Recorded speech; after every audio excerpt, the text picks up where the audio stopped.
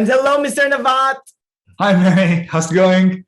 Wonderful, thank you. And a big congrats on Gunpowder Milkshake. It's a non-stop nail biter with equal parts action, comedy, and heart. Thank you so much.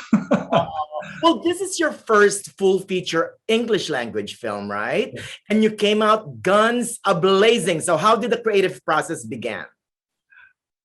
As it usually does, I think for me, it's ideas, meeting points of different ideas coming to form maybe more genre blender idea.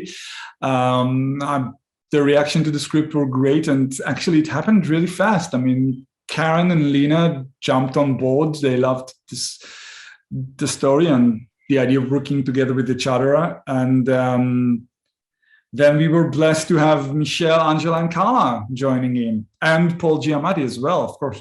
But there we go. I know it's a great cast, and I love the title, by the way, Gunpowder Milkshake. It is kind of like what I said earlier, right? It's a delicious blend of different genres. Is that how you came up with that? Absolutely. I mean, I'm a big fan of both film noir, samurai movies, and spaghetti westerns. So I think everything comes to play in my head when I think it's instinctively. I don't think I planned it to be like that, but I think this is who I am. Well, you know what? Along that line, though, I'm along the same line. I mean, the soundtrack is kind of like the same, right? It's a delicious blend of different things.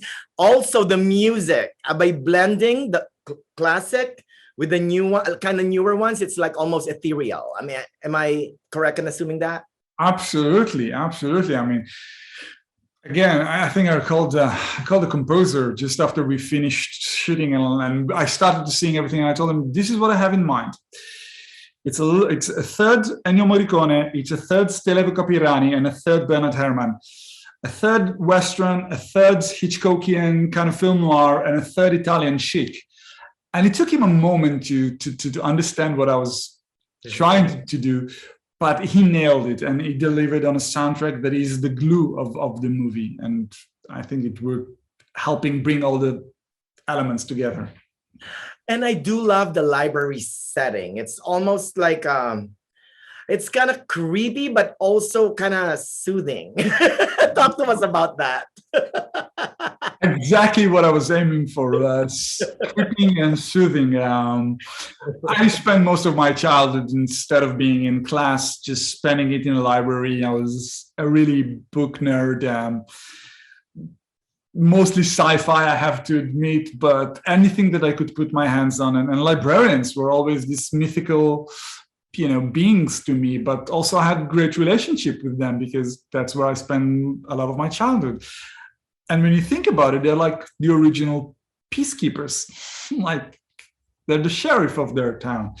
But of course, there's all this bigger metaphor where books are knowledge and knowledge means power. So, and weapons. So there's the whole arc of that. And it just felt very, very cool to me that the librarians could have an alter ego of as assassins. And I could totally see some of the librarians I met doing gigs as hit women. So I just felt this is the right path to go. Oh, and at its heart, it's all about sisterhood, female empowerment, and family, right? Yeah. From the beginning, it felt like it's a feminine movie. It's a mother-daughter story, and it's about all the relationship they're having, and it just felt right. That's right. And who else to be in the middle of it all but Karen Gillan, who's so amazing? I couldn't agree more. I was a fan of her before, but then I met her, and in person, she's the nicest, most generous, the smartest person I've had a pleasure to work with, and she's kind of the glue of this entire team. And then Lena is the same. We can probably talk for an hour about how generous and amazing this cast was and still is.